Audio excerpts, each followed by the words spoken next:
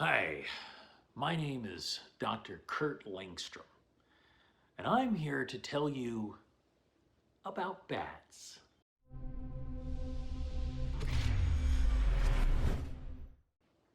So, you come here to my laboratory to learn about bats. Well, I'll be more than happy to help you. Again, my name is Dr. Langstrom, and I have been studying bats for most of my life. Even when I was a little child, I was fascinated by the bats that would roost in the chimney near our house. I would watch them flutter about, and I wished that I could be a bat to fly around. I'm sure that you've had a similar experience where you've seen an animal and you wish that you could have those wonderful attributes. So let's talk about what makes a bat so wonderful. Well, there's a lot of great things about a bat, but what I primarily want to talk about today are microbats. Microbats are a very special kind of bat. Now, a microbat are typically very, very small. Most of them would actually fit in the palm of your hand. Microbats are primarily insectivores, and that means that they are able to feed off insects. Now, even a small creature like a microbat would have to eat a tremendous amount of insects. That's part of what makes these bats so wonderful for our environment, because microbats will often employ echolocation. Now, that is where they will emit high frequency sonar type sounds, and they will reflect off a insect in the air or on the ground or even on the surface of the water. Now, you may have heard of some version of that, but really stop for a moment and think about what that means. That means that a creature going 20, 30, 40, 50, even as much as 60 miles an hour, the Mexican free-tail bat, one of my personal favorites, is able to travel up to 60 miles an hour. Now, imagine traveling at those speeds. You're in a car and you're driving 40 miles an hour, leaning your head out of the window and yelling as loud as you can, and seeing something that's about the size of maybe an apple, just by sound alone, and being able to snatch it out of the air just using your fingers. That's quite a feat. And a microbat will do that dozens, sometimes even hundreds of times in a night. What you understand is that a microbat will often consume its body weight, or sometimes many times its body weight, in a single night. So have you ever swatted an insect and been extremely annoyed by being stung? Then you should thank your lucky stars that these bats are there for you, because they do a wonderful job of helping to keep really destructive insects under control. So if you ever hear about someone who is talking about destroying a bat colony, then you should kill them. I'm sorry. I apologize. I get worked up sometimes. You should try to stop them from doing that, because those bats are serving a wonderful purpose. Now, wait a minute, Dr. Langstrom, you might say. I heard that bats carry rabies. Well, that is true. All mammals carry rabies. Your dog, a cat, a possum, or a raccoon, any mammal can carry rabies. A bat certainly can carry rabies as well. However, you don't have to worry about catching rabies from a bat as long as you take a few simple precautions. Do not, under any circumstances, touch a wild bat. That's pretty simple, isn't it? Just don't touch one. The odds of a wild bat attacking you are infinitesimal. The truth is, most of the time that people have encountered a rabid bat, The rabies has progressed to the point where it has robbed them of the ability to fly properly, and they fall to the ground. At that point, they become a danger to people. So if you see a bat on the ground, simply don't touch it. It's not going to jump up and attack you, and you'll be perfectly safe. Now, you might hear about people again saying that we need to kill the bats because they carry rabies and they are afraid of a bat getting in through a window and biting someone at night and giving them rabies. Well, that's just foolish. We should kill those people instead. I'm sorry.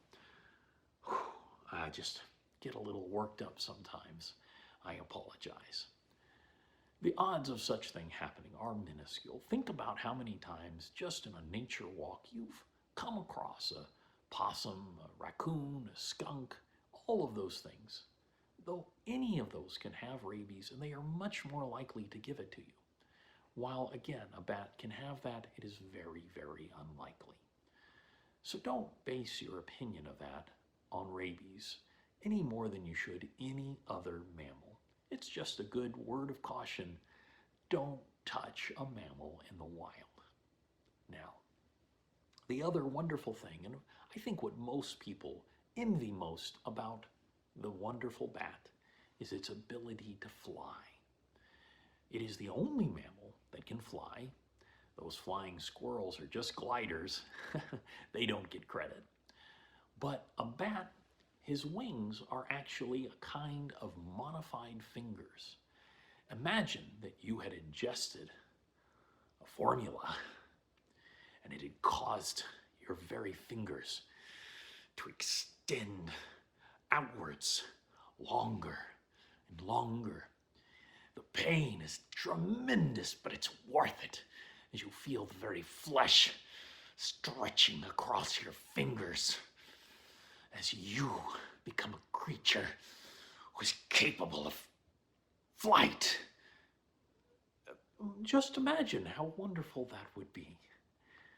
Now, obviously, if we simply sprouted wings on our back, we would not be able to fly because we are far too heavy. We have dense bones, and our body structure is not designed for that. But again, if you are able to combine the DNA of a bat and able to restructure your very mitochondrial energy sources and able to reshape your very physicality, you would gain the powers of the bat. You could scream so loud that it would shred the entrails of your enemies like that annoying Batman. And you would be able to see in the dark, essentially. And that would be wonderful. Now, obviously, not all bats are microbats, and not all microbats are insectivores. Some of them are omnivores, so they will also eat fruit. Now, most fruit bats are the larger and what people perceive as the cuddlier bats, the flying foxes who have those cute puppy faces you may have seen on your social medias. And they are adorable. They often will eat fruit and other such things.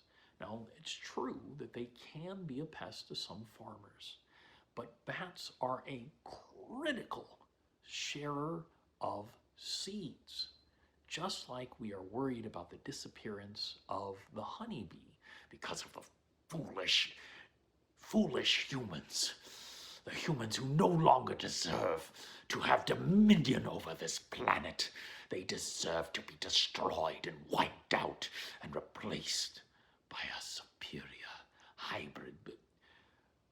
That just like the honey bee, the bat who is a fruit bat will consume the fruit, and then on the fly it will actually digest the food, and the indigestible parts, which is the seeds, will be passed through and sent down into the ground to make new trees.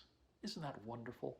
So if you ever do see a bat that is flying about and it is latched onto a tree, just think that tree appreciates that. That tree is getting its children spread all over the land because A seed that falls underneath the tree is very unlikely to be successful. Just like that Batman is very unlikely to be successful against me. He will not stop me. Now, I want all of you to really think about what we owe to the common, adorable bat. And if you would like to learn more about the bat, and if you would like to join me and to understand what it is like to be free, to fly over these stone parapets of Gotham and rain down terror upon the Batman, well, then simply send me a message and I'll be happy to get a special vial just for you. Have a wonderful day and enjoy your time as a man-bat. What's that?